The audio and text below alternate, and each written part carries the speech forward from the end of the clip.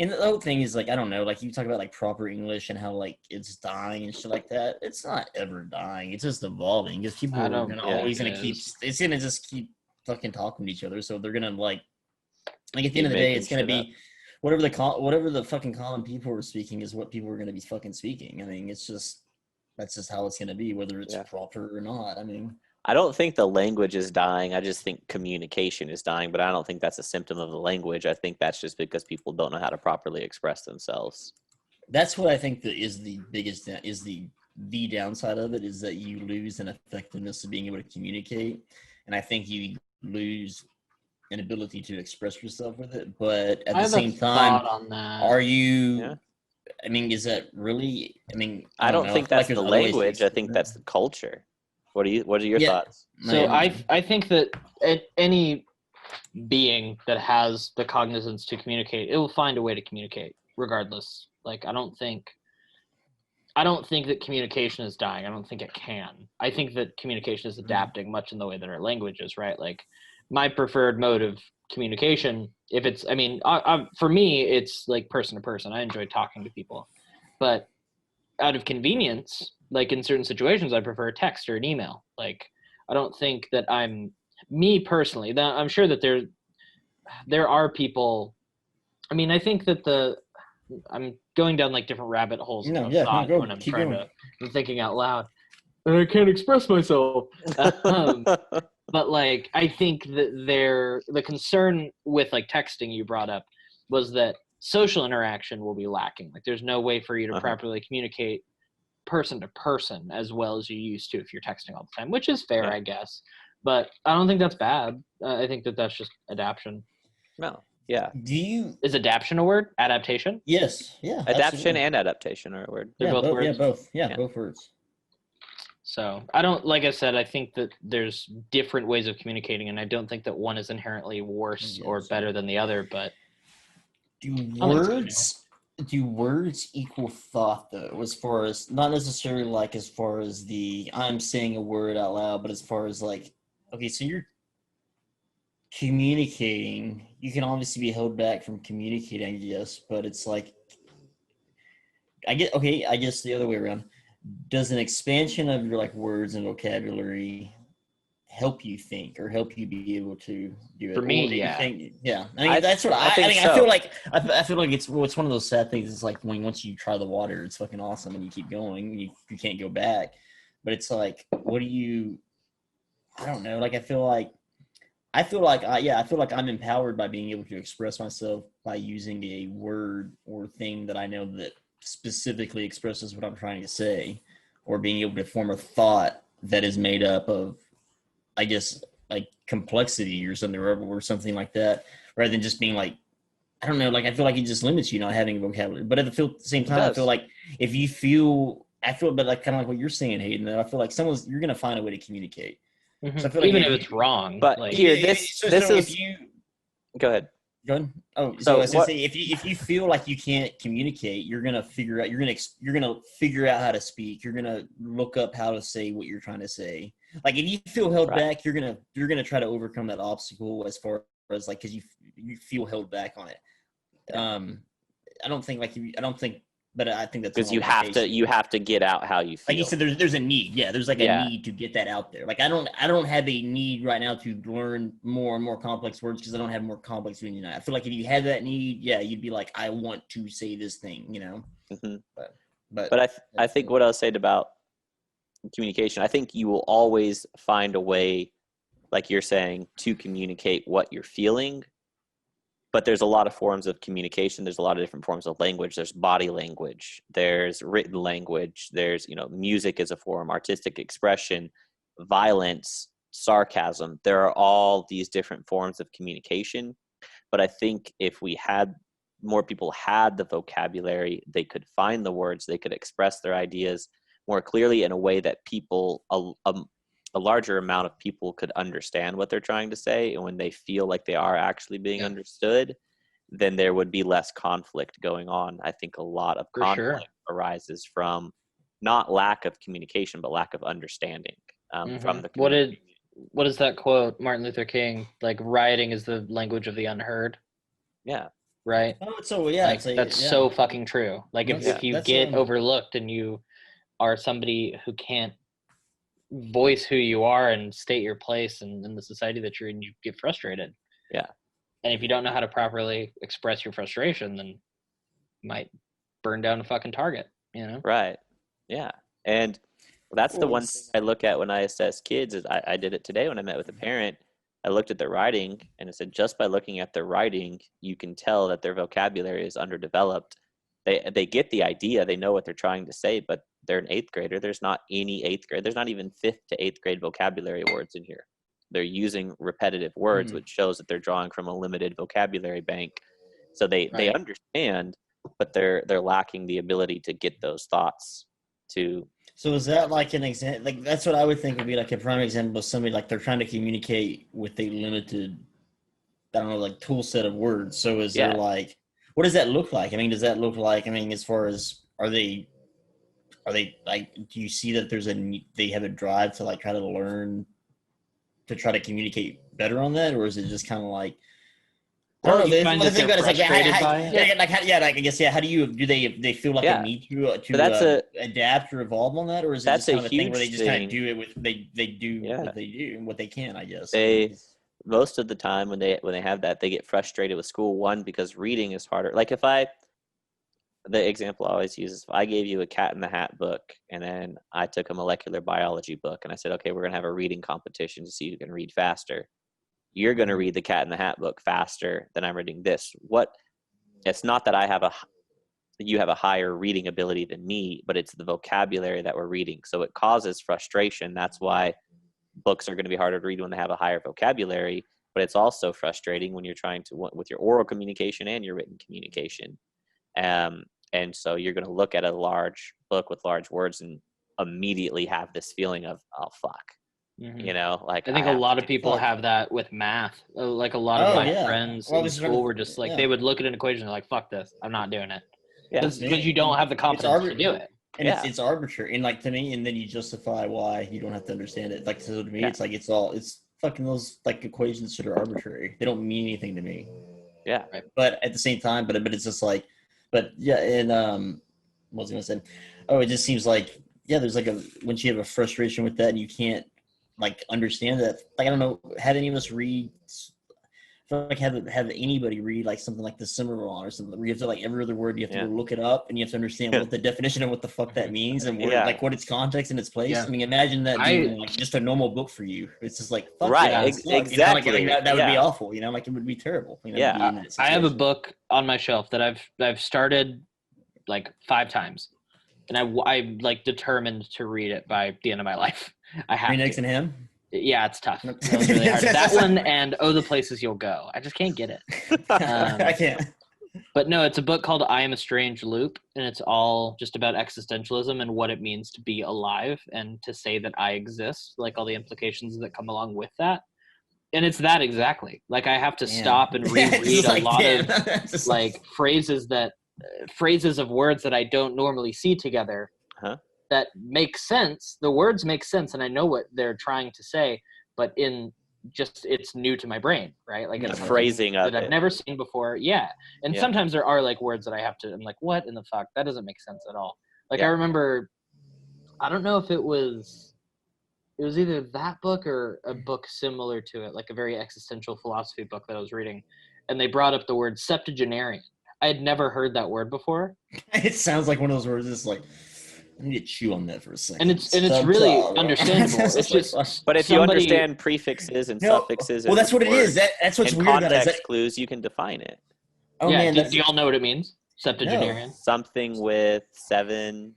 Yeah, it's somebody in the age range of 70 to 79. Somebody in their 70s. Okay. But that's another thing too. Is it's like there's almost more frustration because you can understand all the subparts of it. But you're like, I know pieces of this. What the fuck does it mean together? I mean, that's gotta be that's within its frustration. You said it's easy to understand, but not to know what the fuck exactly. It's like watching a DVD with scratches in it, and so you're getting the gist of it, but it's skipping around, and so you're having to piece it together. Versus a flawless DVD where you're getting the full picture going through. Does that make sense? No. Yeah. No. You sound like a stressed DVD. No. Oh, was I glitching no, out? No, I was fucking with you. I was like, But when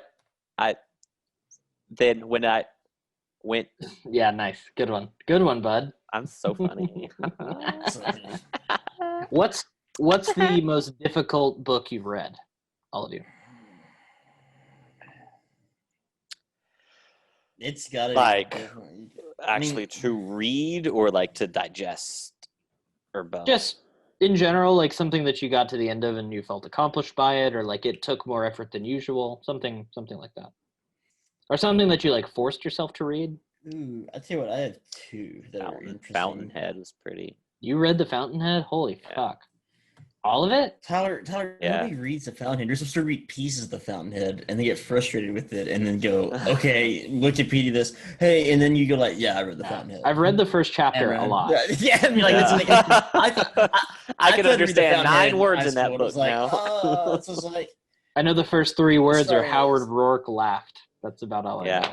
Howard Rourke is one of my favorite characters from a book, dude. You got to get to it. There's a scene where he's in court, like justifying his actions, and he goes on this like page-long rant, and it's just fantastic. It's sitting at the top of my bookshelf. Never did. Dude. With its title clearly facing out, so people know that I own it. I fuck with Ayn Rand, just so you know. Like, that's why I have Grey's Anatomy facing out. I was telling So, you Tyler, know, it's just like- and both of you. Actually, was I telling both of you all about Ayn Rand and Anthem? Because it was Rush. It was Rush related. Oh yes, that's right. Yeah, because You gotta read Anthem. It's way fucking shorter. Yeah, you can It's read that in 80 an afternoon. Yeah. And it's great. Cutter, what's your book? Your hardest Oh, book? I was gonna say it's probably got to be anything. Like I said, it's probably something fucking the fantasy related or something like that, where you have to like look up all the fucking like, wait, this name, and like I've had books where I've had to take notes. I mean, like as far as names, writing names down, like this is this and this is this, and it's kind of one of those things that once you start taking the notes, you realize you don't really need the notes, but only because you. It's helped because you wrote the notes. It's only because you wrote it the Right. fuck down. Like it sounds stupid when like you pull out a notebook that you haven't read in a while and you have a piece of paper attached. You're like, I don't need this shit. I know who Yazan is, and then you're like, wait, Yazan is this guy. Okay, like that. I mean, I have to fucking like. I love fucking paperback books. I love it when they put the map in the book. Yeah. Right. Like fucking, world like, building. Crichton was awesome about that. Like you put the map so you could be like, okay, so they're there, and you're like, so it's like. It's not like they did this whole big long chase sequence, but now they're just right there on the map, so it's not that big of a deal, you know. Like it's like okay, but I steal and it sounds really goofy, but I even have it like on my hand. But The Art of War is one of the. It's a great. I love it, dude. The reading experience itself is very fucking interesting. Because it is so you think of like The Art of War and all your complicated emotions and stuff that go with war and warfare and everything. As far as I don't know, how would you be a master of warfare and kind of all this shit like that? And it's like it's such a loaded, convoluted question of ethics, morals. I mean, all this bullshit like makes the one. And then you read this book and it's like and you kind of realize why I guess it gets quoted and like reinterpreted over and over again and bullshit like that. But it's like such a fucking simple breakdown of like fuck you strategy. And it's like, and it's so interesting to see, I guess to me, it's interesting to see like, I don't know, ancient warfare just put into such a fucking simplified, like it's almost beautiful how simplified it is. And it's like I don't know. For me, like when I was reading it, it just was one of those things like you'd read like it's one of the only books that I've ever read that you read like less of it and you think about more of it. I guess as the day goes on, like you're not reading like a story and like I cleared 100 pages to get to that story. It's like I would do like a page or two and you're like thinking about that page or two for a bit. It's interesting to think about, but it's just it's just like crazy shit as far as like never. It's almost like Proverbs. I guess there's something. It's simple. That's the only thing that's kind of it's very biblical, I guess, in how it's written out, and it's very much like I don't know, like I mean, just never pursue a fucking retreating enemy. And you're like, okay, and it's like a simple lesson like that. It's like, You press a retreating enemy, you give him nowhere to run, and he'll fight you to the death, which will be costly on you and your enemy. And your enemy can always be turned to your friend later. And it's like I said, it's like this stupid, like kind of mix of diplomacy and military and kind of strategy, but it's so simplified and stupefied. It's almost like you're just like, It's almost like wow, common just like sense. no, yeah, Yeah. well, yeah, and it's almost like somebody like really took like all this bullshit and wisdom and just went like kind of like commandments writing, I guess, kind of what it was. It was just like, here's what Thou you do. shalt not. You do this, Thou yeah, and shalt. but it's okay. It's I guess now that I think about it, the interesting thing about it is it's a biblical like text rooted soundly in a understandable logic. I guess it's weird to see something so black and white about a logical thing that's not rooted in something biblical that you have faith in or like that.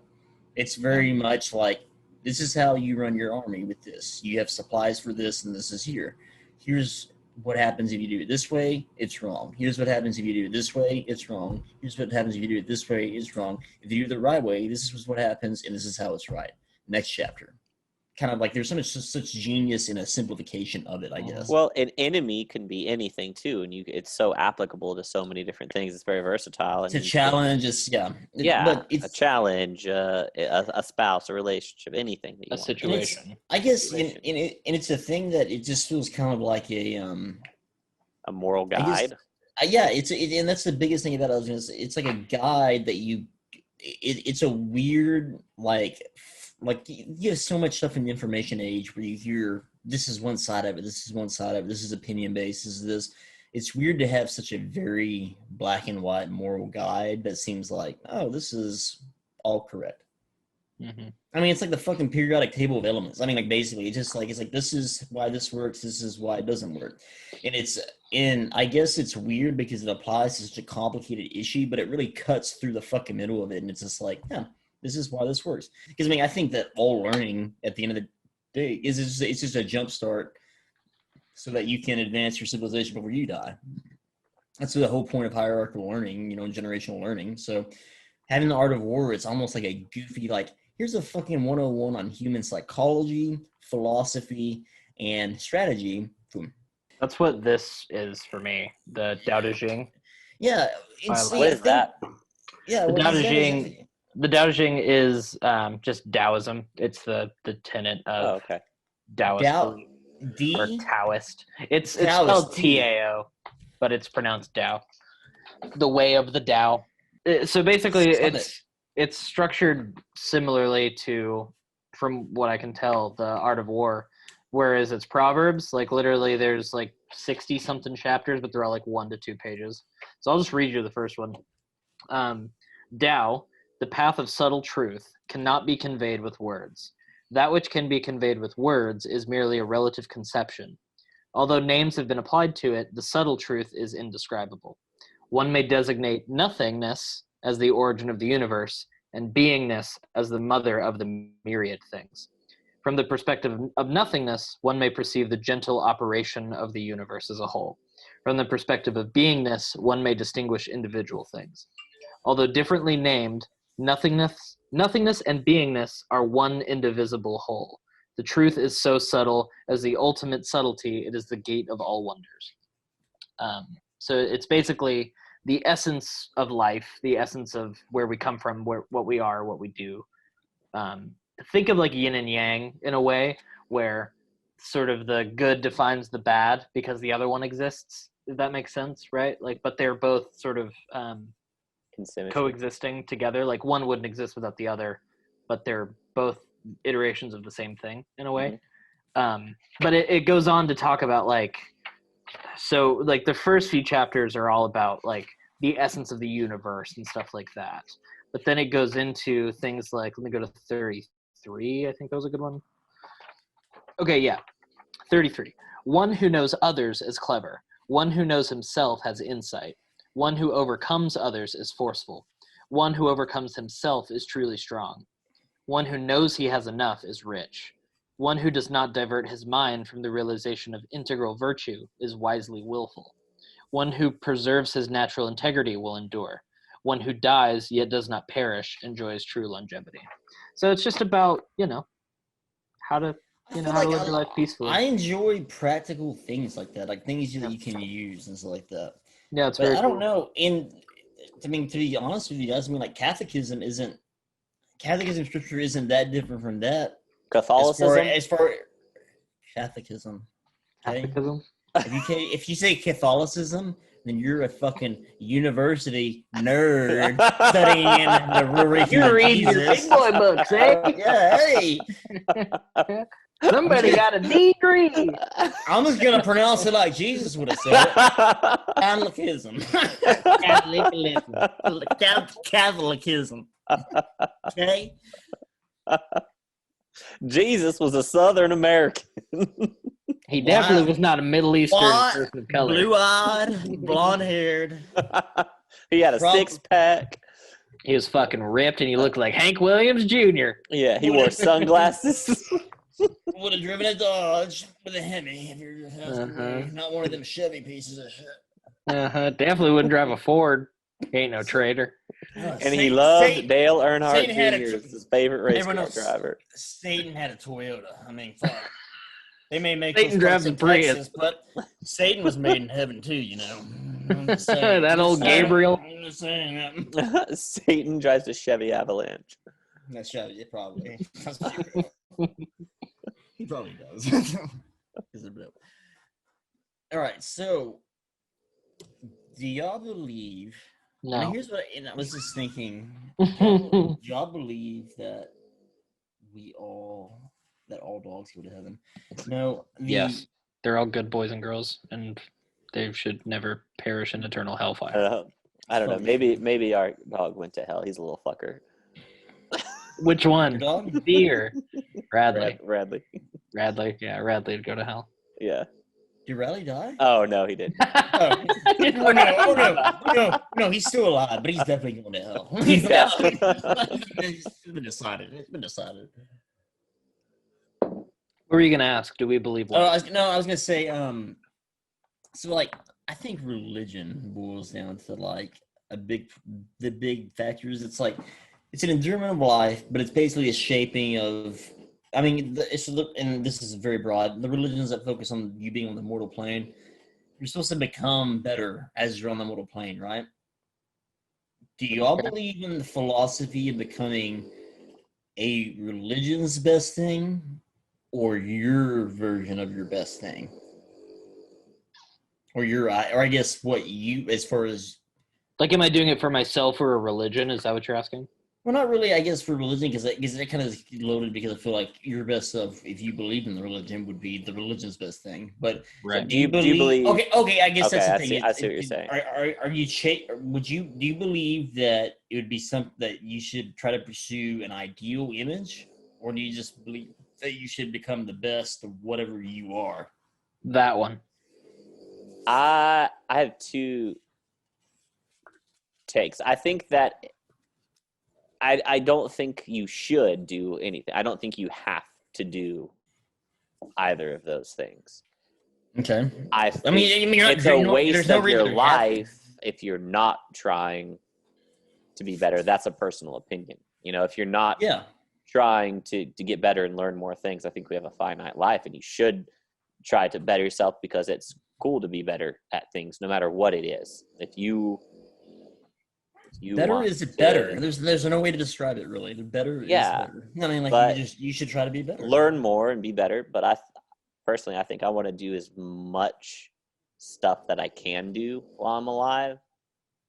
And I think that also turns you into a better person.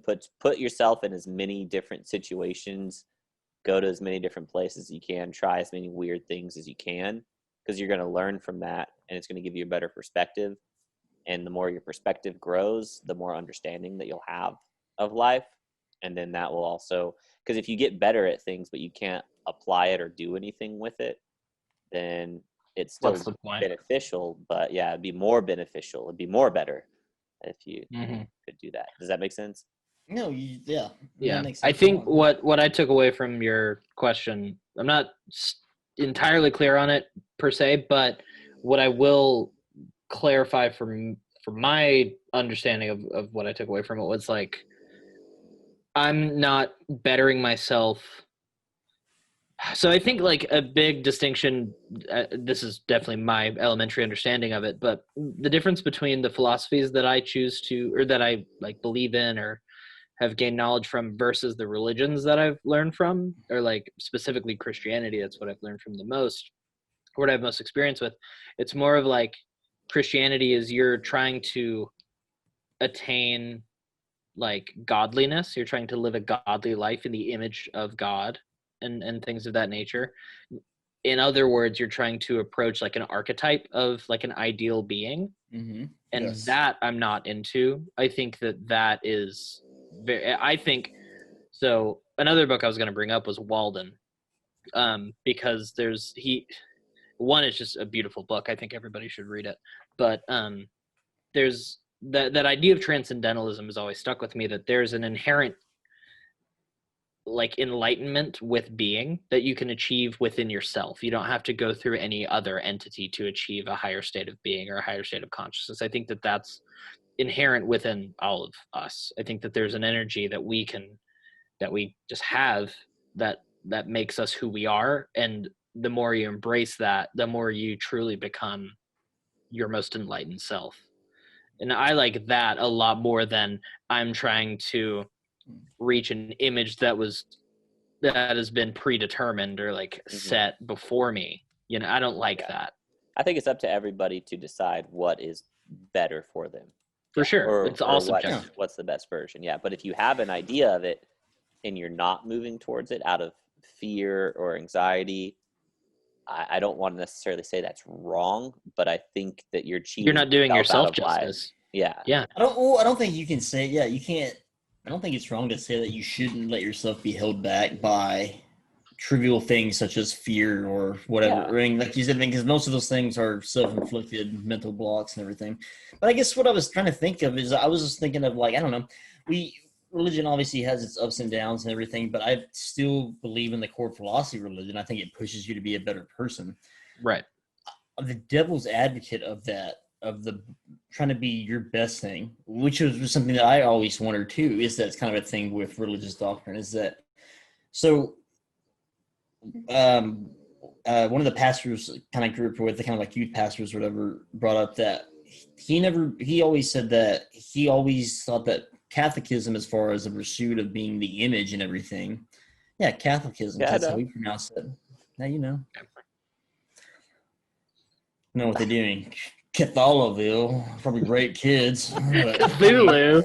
Yeah, but in Catholicism, where we Catholics are, but Fred, it was just but his thing was that the ideal pursuit of what you're trying to be would never be standard. You know, it would always be weird. There's always going to be something else. There's a higher standard. There's always a higher standard that would not. So as far as like, the idea of being like a non-indulgent monk is obviously not ideal for anybody. Yeah. Because you feel like you're held back. But he goes, but why would pursuit of godliness be anything normal or unideal? Mm-hmm. So, but I think a lot of that comes with, where does your source of God come from? Is it truly a divine source, or is it a created concept or idealism of God, which is that idealism, I think.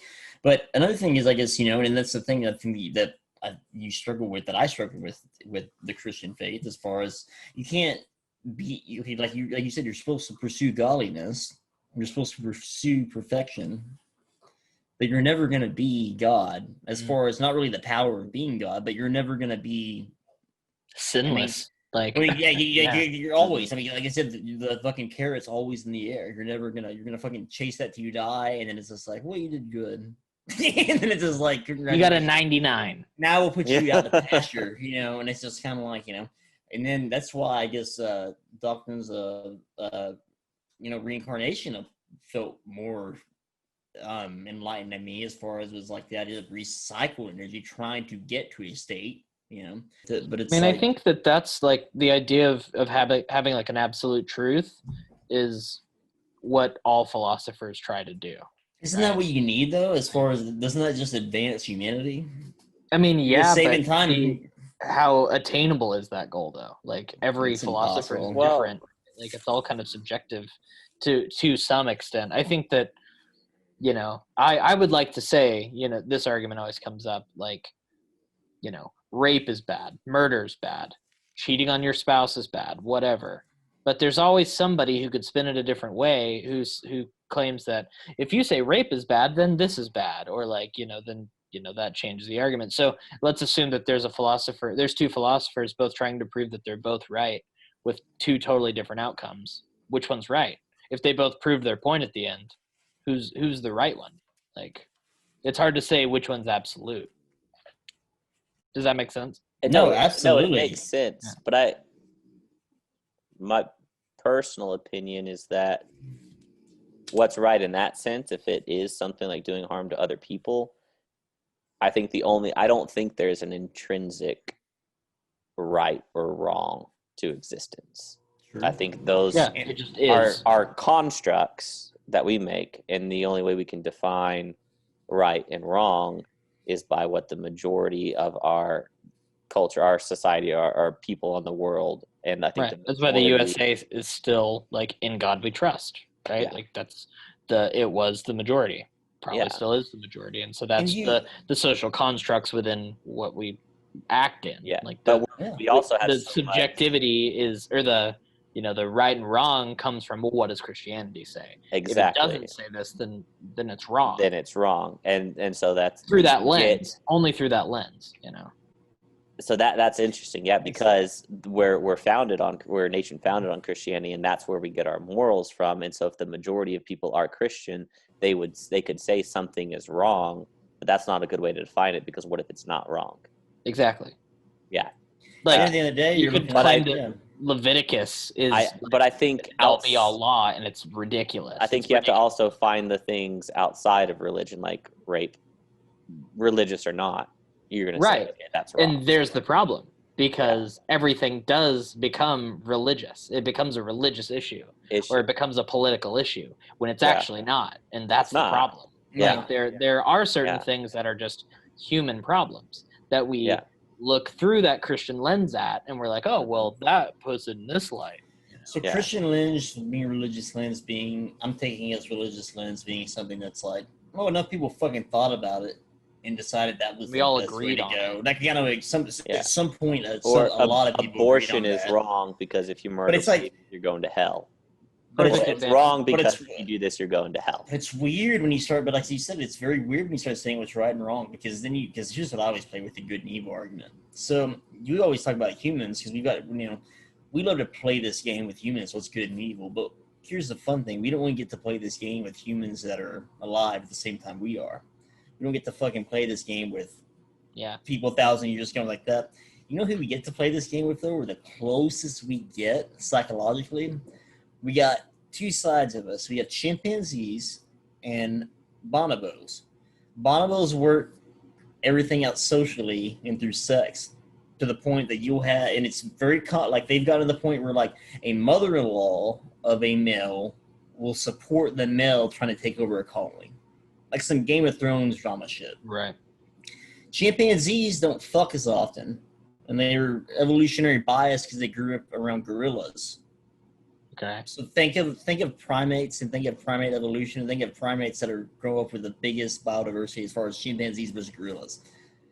Chimpanzees become meaner and more aggressive than other apes, and more intelligent at the same time.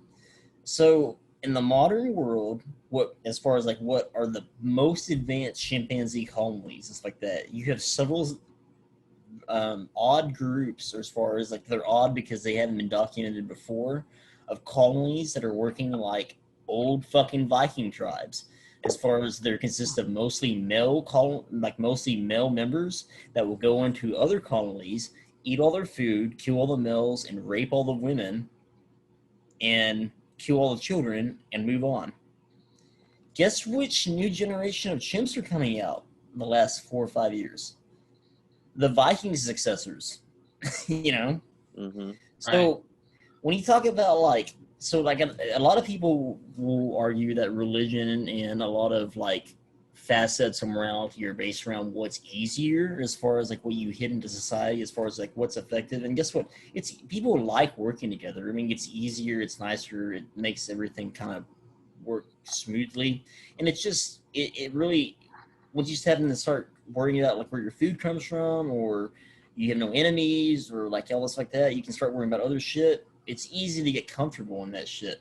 But as far as like good being the most effective thing, it rarely is. You know, like that calm, like idyllic society, it rarely is the most effective as far as logically, through like society, like you're like, if you call like evolution the pure spreading of your genes and your kind of like your mentality and stuff like that, or your culture, not really good in that either. So it's Right. it's kind of almost a thing where it's a Goldilocks era of like doing the right thing to the highest effectiveness, to the right thing where it works out for everybody.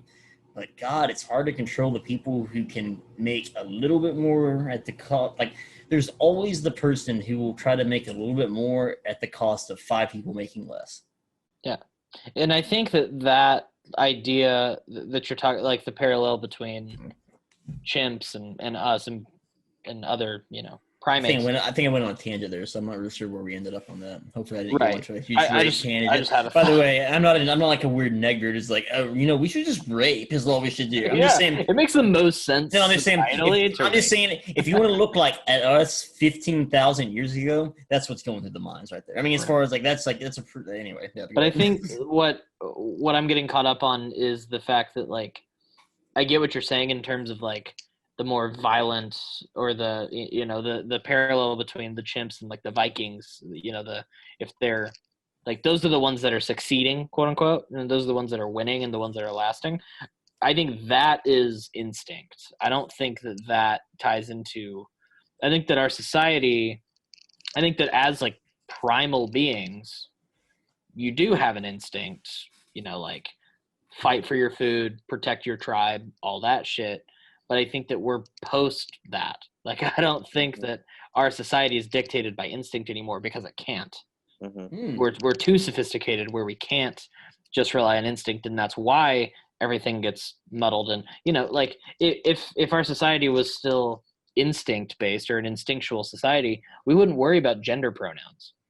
Like, we're past that no, shit. that's very true. Like, No, it's I don't think that well, although it is true that that's what is in there. If it's in the best interest of the chimps to act like Vikings because they win or they eat, they keep their progeny, like it continue, their line continues. I just like, yeah, that makes sense, but I don't think that we follow that same model. So I guess the point, I guess, is the point that you were trying to make is, when we say that's evil, but we don't call those chimpanzees evil. We just say, they're just animals doing this.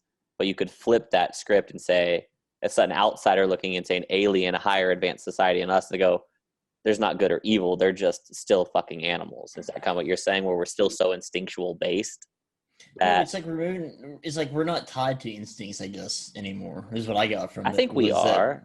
I mean, we are, because we are. I mean, we always will be tied to instincts, but I think part of, I guess, what you'd call enlightenment is the understanding of your place in that, and the understanding of your pull, like the naturalistic pulls of one way or the other. Like, I'm pulled to be this way because I have this need for this, but I understand the need, so I can control it.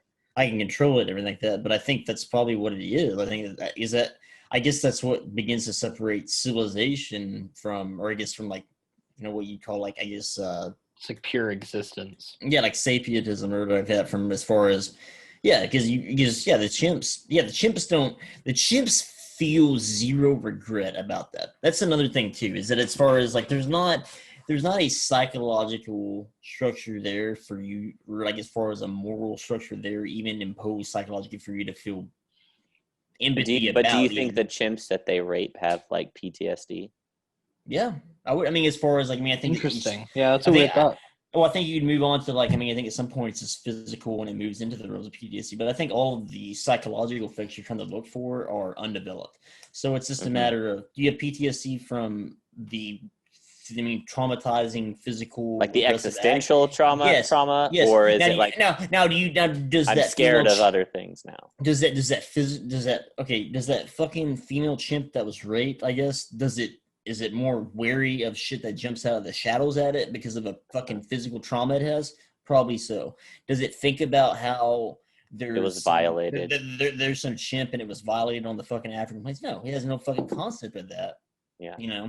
But at the same time, I mean, at what level does it? Where do you stop the line at? You fucking know. Yeah. No.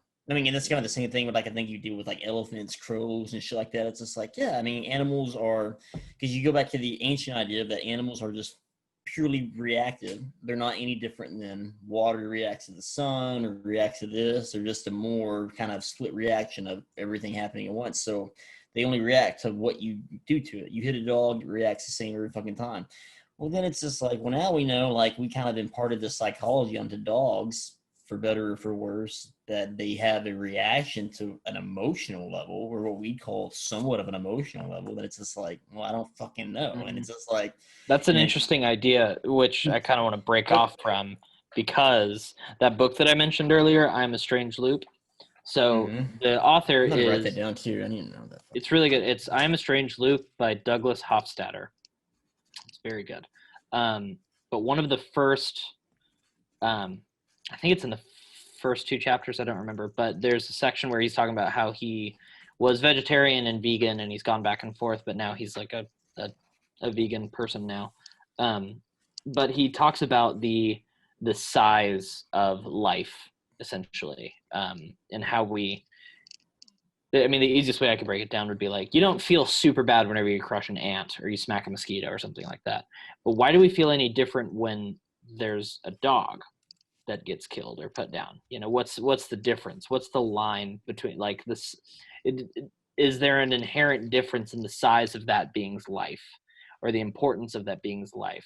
Is there a reason why we value different lives differently? Like, is there, I think so. I think put it that way, but when you're looking at it through that lens, though, is that it is all life, and you end a life, it is as equal as killing a dog or killing a person. But it is different, though. I think personally, this is my takeaway from it, is that, so, and I'll get back to that. But there's another idea in this book where he's talking about, if you were to simulate just like the inner workings of how things work, like molecules bouncing off of molecules, right? So he has this idea of marbles in a box and how they interact with one another, where you can look at how each marble is, bouncing chaotically around and running into one another, and it seems random. And then what if you change that to making the marbles magnetic and they have some sort of interaction with one another where other marbles can group together in big marble groups, and then those bigger marble groups interact with other bigger marble groups, right? So you can look at life in a very elementary understanding. You can look at it on 2 different levels. On the smaller level, where everything seems random, or you can zoom out a little bit and look at the trends of everything happening around with those those smaller molecules or tiny marbles of everything bouncing around. So I think that in our world, similarly, we do the same thing where, you can look at a mosquito and an ant and see it as a tiny component of your world. Whereas there's dogs or other people or animals of a different, you categorize all animals in the group of animals. And so you have a connotation to that group, animals, and killing animals in your brain has a different connotation to killing humans, because they're on a different level of your world, if that makes sense, right? No, like your perception of reality. So it kind of gives a good perspective of, I guess, limited human thought. I mean, that's frankly how, I think it's frankly the most honest opinion of what you can say, how people react. You're going to react on what your fucking viewpoint and your what you're looking at that moment. Because you even have That's what's people in your most relevant past, to you. you're gonna look at what's relevant to you and doing whatever is relevant to you. You know, at the end of the day. So. And I don't know how I got on that topic exactly.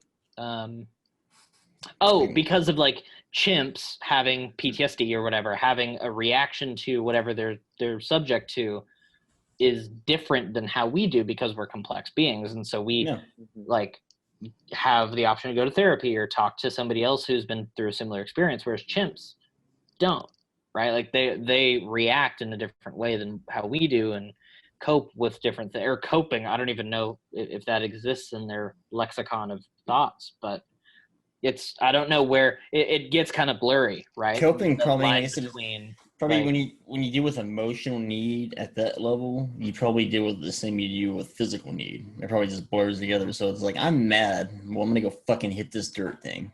I'm gonna right. go do this thing. You know, like whatever it is. Yeah.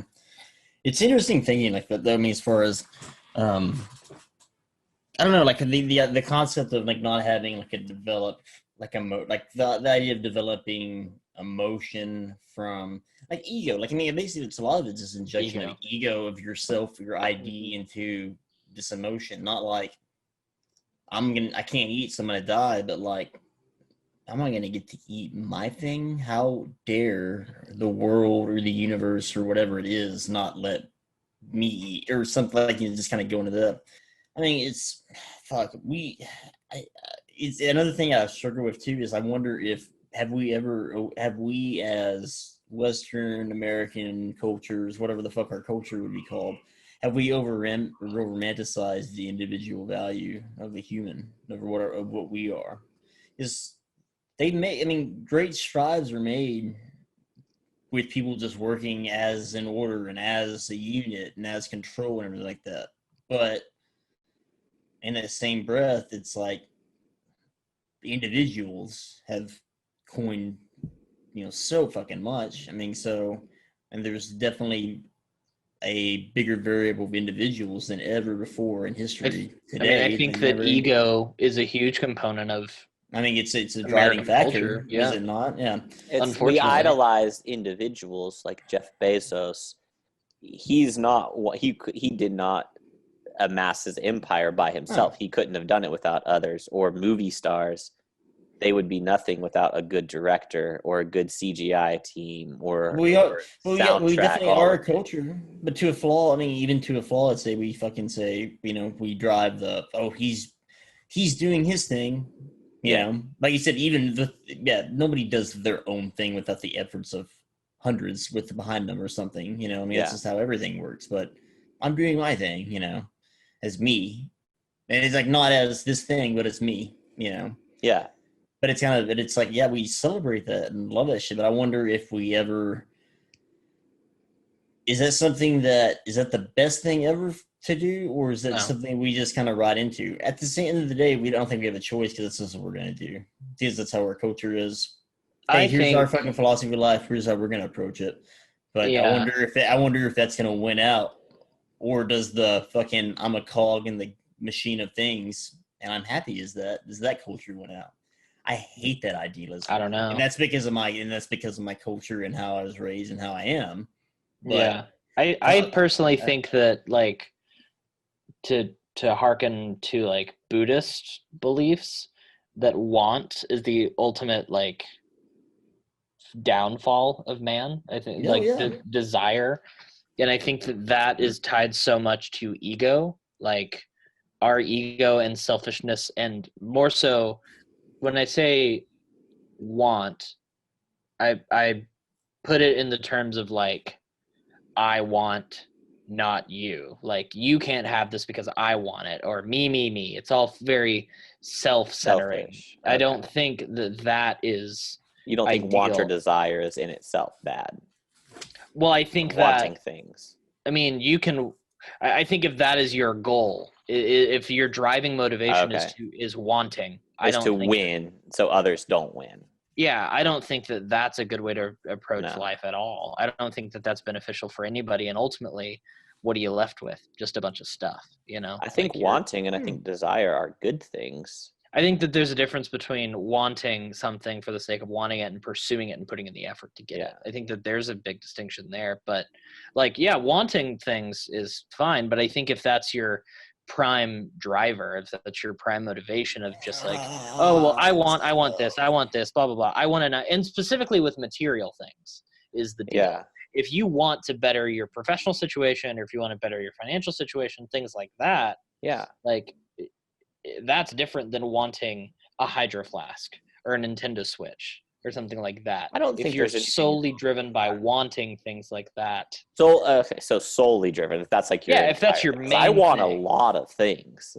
I do too. Like Absolutely. Yeah. But I think there's also virtue I'm in fine without having it.